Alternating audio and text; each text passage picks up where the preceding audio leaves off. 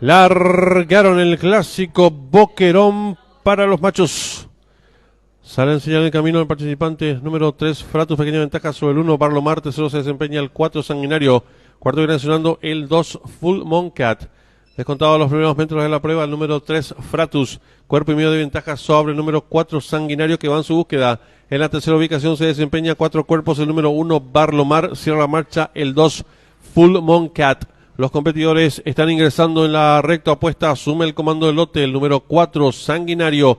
Le toma ahora 3 cuerpos de ventaja el número 3, Fratus. Tercero se desempeña 5 cuerpos de el número 1, Barlomar. Sigue cerrando la marcha el número 2, Full Moncat. Los competidores dejaron atrás la señal indicatoria de los 1200 metros con el número 4, Sanguinario, enseñando el camino. Lo hace con 7 cuerpos y medio de ventaja sobre el número 3, Fratus. Tercero se desempeña ganando terreno por el lado de la pista el número 2, Full Moncat. Cierra la marcha ahora el número 1, Barlomar. Los participantes van a comenzar a enfrentar ya el último codo con el número 4, Sanguinario, enseñando el camino. Lo hace con 9 cuerpos de ventaja sobre el número 2, Full Moncat. Tercero se desempeña un cuerpo de el número 3, Fratus. Sigue cerrando la marcha el número 1, Barlomar. Los competidores en los últimos 600 metros invariantes con el número 4, Sanguinario. Amplias ventajas sobre el número 2, Full Moncat. Tercero el 3, cierra la marcha el 1. Y los competidores del clásico Boquerón para los machos están en la recta final. Últimos 400 metros para el disco. El número 4, Sanguinario, intenta la disparada. Lo hace con 6 cuerpos de ventaja sobre el número 2, Full Moncat. Tercero se desempeña el participante número 1, Barlomar.